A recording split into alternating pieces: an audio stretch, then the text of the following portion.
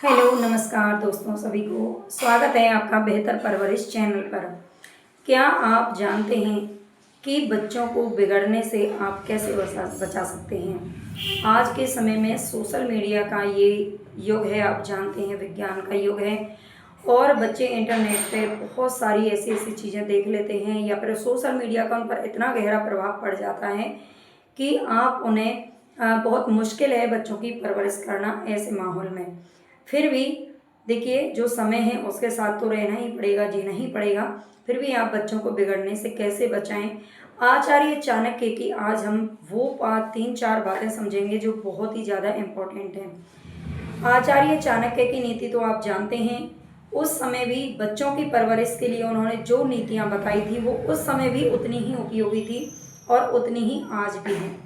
हर बच्चे के लिए ये बहुत ज़रूरी होता है कि उसके बचपन से ही उसकी परवरिश सही तरीके से हो, उसको सही पालन पोषण उसका किया जाए। क्योंकि बच्चे के बचपन में जो उसमें संस्कार भरे जाते हैं, जो उसको संस्कार दिए जाते हैं, वही उसके भविष्य को बनाते हैं, संवारते हैं या फिर बिगाड़ भी देते हैं। अगर आप ये जानना चाहते हैं तो सबसे पहले आपको वीडियो को पूरा ज़रूर देख लेना है। पसंद आए तो चैनल को सब्सक्राइब भी ज़रूर कर लेना। जानेंगे हम सबसे पहली नीति। आचार्य चाणक्य ने कहा था कि बच्चों को बचपन में, मतलब उनके बड़े होने की अपेक्षा जब बच्चे बहुत छोटे होते हैं तो उन्हें प्यार की, सहानुभूति की बहुत ज़्यादा ज़रूरत होती है। बच्चों को प्रेम से पालना चाहिए। बच्चों को आप अगर अ, उनकी हर बात मानते रहेंगे, आचार्य चाणक्य ये भी कहते हैं कि हमें बच्चों की हर जिद पूरी नहीं करनी चाहिए।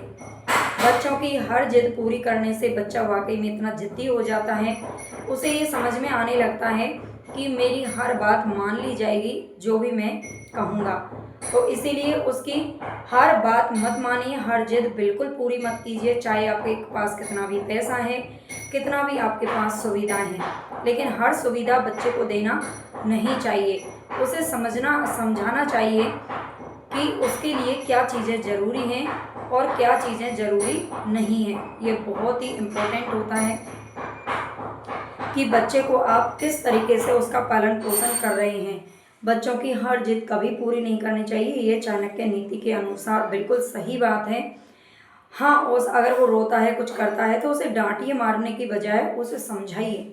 वो 1 बार, 2 बार, 3 बार आपसे जिद करेगा, फिर वो खुद ही छोड़ देगा जिद करना, क्योंकि उसको समझ में आ जाएगा कि मेरी ये जिद पूरी होने वाली नहीं है। ठीक है, तो धीरे धीरे उसको समझ में आने लगेगा, चाहे बच्चा छोटा ही क्यों ना हो। और दूसरी बात, उन्हें बहुत ही प्रेम और सहानुभूति के साथ में अगर आप पालते हैं तो बच्चा आगे जा कर के वही व्यवहार करना सीखता है दूसरों के साथ में।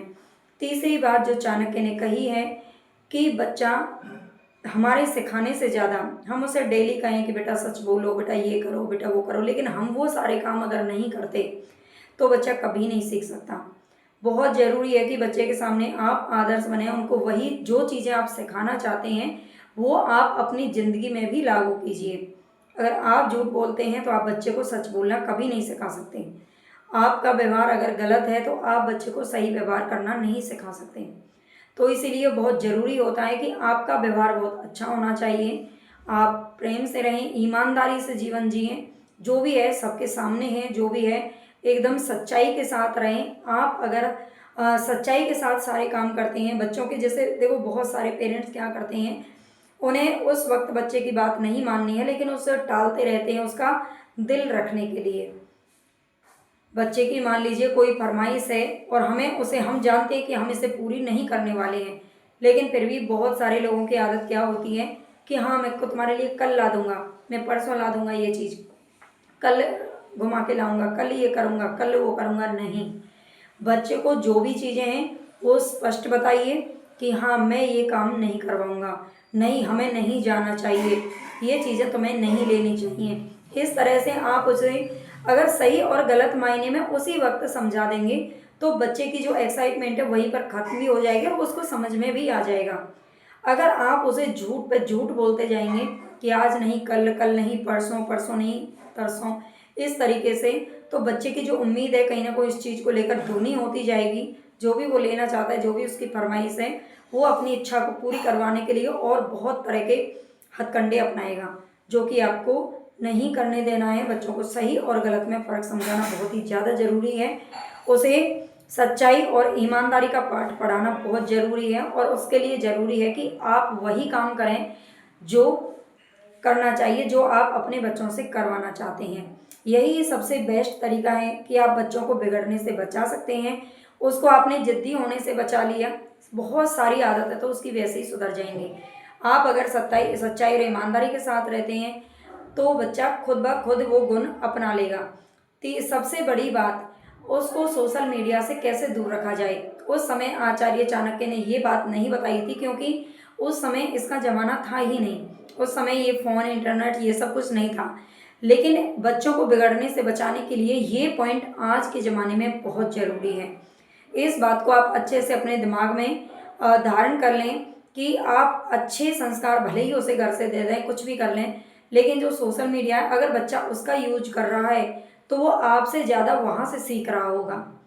तो इसीलिए सबसे पहले तो उसका फ़ोन, टीवी, जो भी चीज़ें वो यूज करता है, उसे बंद कर दीजिए। मैं ये नहीं कहती बिल्कुल बंद कर दीजिए, वैसे तो देखो बंद ही कर देना चाहिए, लेकिन फिर भी कहते हैं ना कि समय के साथ चलना पड़ता है, या थोड़ा बहुत बच्चे का मन करता है तो हाँ, थोड़ी जब वो फ़ोन देखता है तो उसके पास बैठिए, देखिए कि वो क्या देख रहा है, क्या सीख रहा है वहाँ से, और उसको कुछ अच्छी चीज़ें आप उसमें दिखा सकते हैं।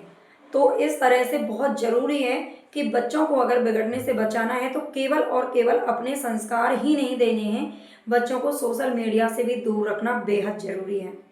अगर बच्चा आपका छोटी सी उम्र में फेसबुक, इंस्टाग्राम और यूट्यूब या बहुत सारी सोशल मीडिया का अगर यूज कर रहा है तो आप उसे बिगड़ने से नहीं बचा सकते। ये मैं आपको गारंटी दे रही हूँ।